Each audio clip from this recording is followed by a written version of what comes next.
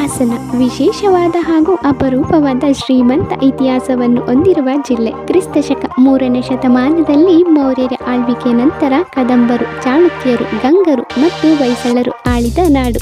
ವಿಶೇಷವಾದ ದೇವಾಲಯವೆಂದರೆ ಹಾಸನಾಂಬಿಕೆ ದೇವಸ್ಥಾನ. ವರ್ಷಕ್ಕೆ ಒಂದು ಬಾರಿ ದರ್ಶನ ಕೊಡುವ ಈ ತಾಯಿಗೆ ಕರ್ನಾಟಕಾದ್ಯಂತ ಭಕ್ತಾದಿಗಳಿದ್ದಾರೆ. ಇತಿಹಾಸದ ಹೊಯ್ಸಳರು ಆಳಿದ ಈ ನಾಡು ವಾಸ್ತುಶಿಲ್ಪದ ಬೀಡು. ಹಾಸನವು ರಾಜ್ಯದ ಕಾಫಿ ಉತ್ಪಾದಕ ಘಟಕದಲ್ಲಿ ಒಂದಾಗಿದೆ. ಹಾಸನ ಜಿಲ್ಲೆಯನ್ನು ಕೃಷಿ ರಫ್ತು ವಲಯ ಎಂದು ಗುರುತಿಸಲಾಗಿದೆ. 70ರಷ್ಟು ಜನರು ಕೃಷಿಯನ್ನು ಅವಲಂಬಿಸಿದ್ದಾರೆ. ಹಾಸನವು ದೇಶದ ಅತಿ ದೊಡ್ಡ 2ನೇ ಬಸ್ ನಿಲ್ದಾಣವನ್ನು ಹೊಂದಿದೆ.